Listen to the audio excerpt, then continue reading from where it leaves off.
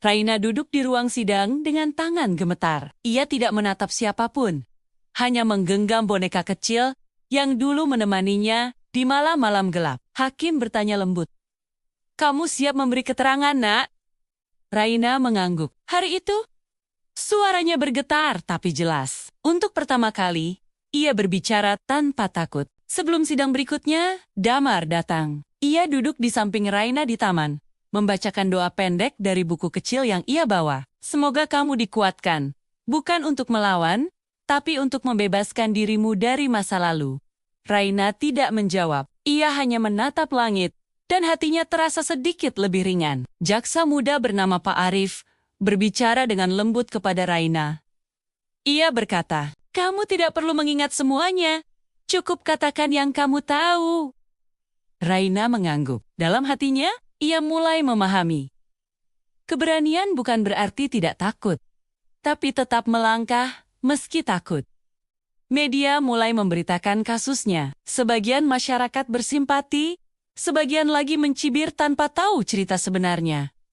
Raina sempat ingin menyerah, tapi Kak Mira berkata, "Kita tidak bisa mengatur apa kata dunia, tapi kita bisa memilih untuk tetap berdiri." Raina menulis surat lagi untuk ibunya, kali ini tanpa kemarahan. "Aku tidak membencimu, Ma. Aku hanya berharap tidak ada anak lain yang harus melalui apa yang aku alami. Jika aku bisa memaafkan, biarlah itu menjadi caraku untuk sembuh." Ia menyerahkan surat itu pada Kak Mira agar dikirim. Bulila hadir di pengadilan sebagai saksi. Ia menceritakan bagaimana ia menemukan keberanian Raina untuk bicara. Air mata menetes di wajahnya saat ia berkata di hadapan hakim, "Raina mengajarkan saya arti keberanian yang sesungguhnya."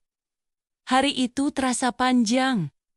Ruang sidang hening. Saat hakim membacakan putusan, Raina tidak menatap terdakwa. Ia hanya memejamkan mata dan menggenggam tangan Kak Mira. Vonis dijatuhkan.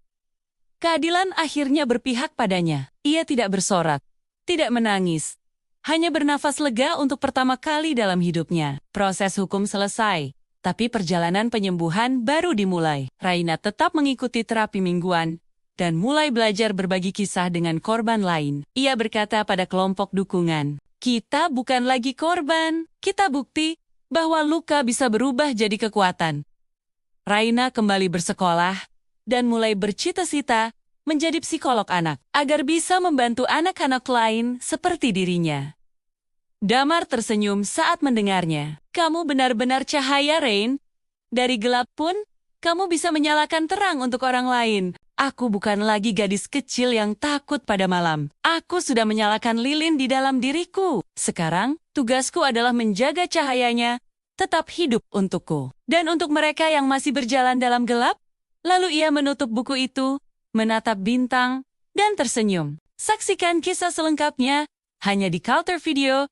Jangan lupa subscribe, like, and comment agar tidak ketinggalan cerita selanjutnya. Sampai jumpa.